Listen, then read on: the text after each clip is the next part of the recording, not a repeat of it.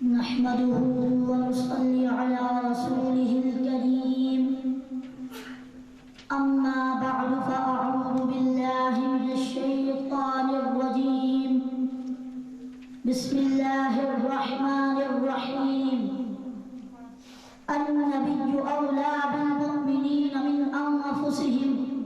صدق الله العظيم میرا تو سب کچھ میرا نبی ہے،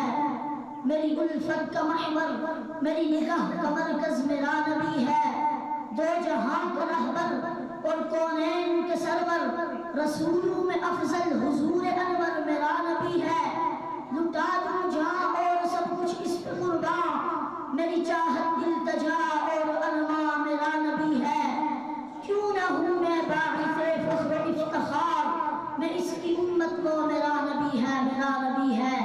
قابل صد احترام صدر مجلس، حاضرین محمود و سامعین کرام، آج کے اس بزم میں جو عنوان اپنے لیے میں تجویز کر کے آپ کے روبرو محمد گفتگو ہوں وہ ہے میرا تو سب کچھ میرا نبی ہے۔ آقا دو جہان، سرور کونین، خاتم المرسلین، امام النبیین، حضرت محمد صلی اللہ علیہ وسلم، سب بولو صلی اللہ علیہ وسلم، تمام عالم کے لیے رحمت بنا کر بھیجے گئے۔ آپ کی بعثت کو اس امت پر احسان اور آپ کے اسوہ پر عمل کو نجات کا ذریعہ قرار دیا گیا۔ آپ صلی اللہ علیہ وسلم سے محبت کو جزو ایمان اور آپ کی مدح و توصیف پر واضح احکام اور آپ پر سب کچھ قربان کرنے کا حکم خود خداوند کریم نے اس امت کو دیا۔ قرآن مجید میں واضح طور پر فرمایا گیا کہ النبی اولی بالمؤمنین من انفسہم، بلا شبہ نبی تو اہل ایمان کے لیے ان کی ذات کا مقدم ہے، یعنی جب نبی مسلمان کے لیے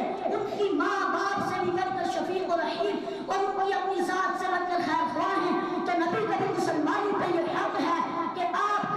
اپنے ماں باپ اور اولاد اور اپنی جان سے بڑھ کر عزیز رکھیں، دنیا کی ہر چیز سے زیادہ آپ سے محبت رکھیں، اپنی رائے پر آپ کی رائے اور اپنے فیصلے پر آپ کے فیصلہ کو فوقیت دیں، آپ کے ہر حکم کے آگے سرخم تسلیم کر دیں۔ اس کے متعلق نبی کریم صلی اللہ علیہ وسلم کا ارشاد بھی ہے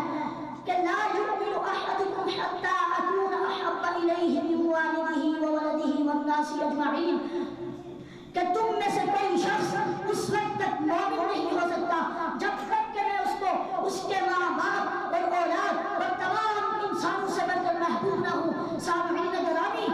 ذرا ایک لمحے کے لیے ہم اپنی زندگی کا موازنہ کر لیں، اولیاء کے جانساز، جانباز اور وفادار اصحاب کرام سے کریں تو یقیناً آج ہم شرمندگی سے پانی پانی ہو جائیں۔ صحابہ کرام نے نہ صرف عملی طور پر اپنا سب کچھ اپنے آقا پر قربان کیا، بلکہ انہوں نے رب العالمین کے فرمان اور رحمت العالمین کے ارشاد کے مفہوم کو اپنا تقیہ کلام اور تسبیہ جملہ بنا دیا کہ فداک ابی و امی، جی ہاں تپتی ریت پر پیٹھ اور سینے پر وزن پتھر رکھ کر بلال بن رباح کا جملہ فداک ابی و امی، سولی پر چڑھ کر اپنے نبی کی عزت پر آج نہ آنے دینے والے حذیفہ سہمی کا جملہ فداک ابی و امی،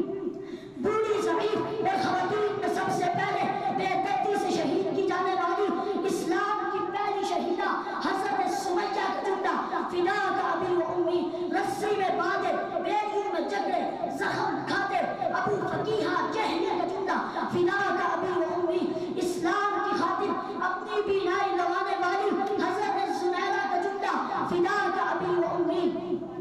نبی کی ناموس اور اشاعت دین کی خاطر اپنا سب کچھ لٹانے والے صحابہ